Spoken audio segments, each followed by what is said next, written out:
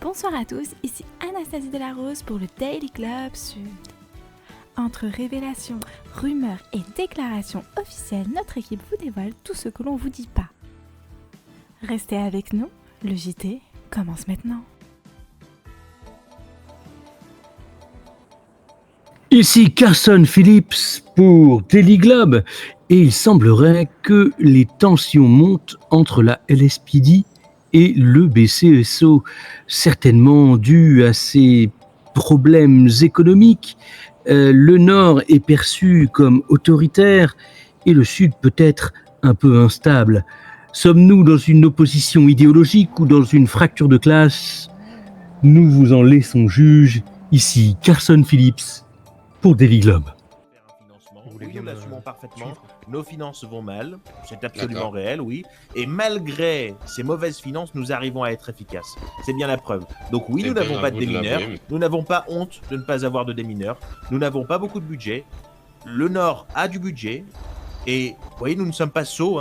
Ce n'est pas parce que nous avons des confrontations avec le Nord et des mésententes sur certains sujets que nous sommes bêtes et que nous ne demandons pas de l'aide au Nord quand le Nord a de l'aide à nous fournir, notamment sur ce sujet du démineur.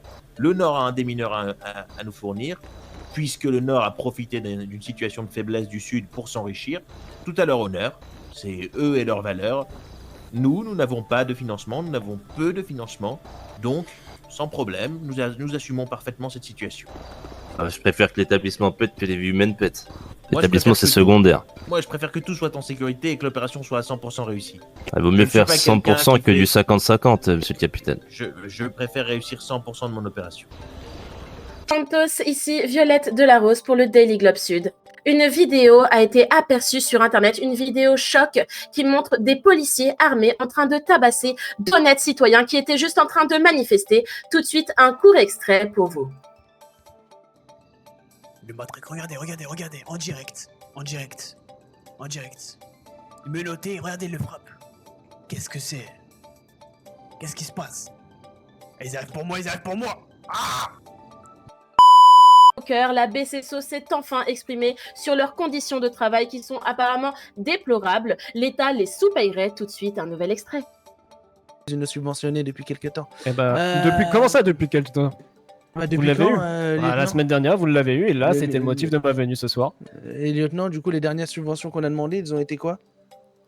Elles ont été dites écartées, voire supprimées. On a été ghostés, si vous voulez. Ouais, c'était ce soir, c'est le jour du paiement, comme la semaine dernière. Donc, pour votre gouverne, messieurs, dames, comme vous voulez faire venir le Daily Globe, ça tombe bien. Actuellement, les BCSO, les shérifs du Nord travaillent actuellement gratuitement et aucun de nos agents sont payés. Alors, vous avez voulu faire venir le Daily Globe, vous avez bien fait, je pense, monsieur le gouverneur. Ah bah c'est parfait. C'est une bonne idée.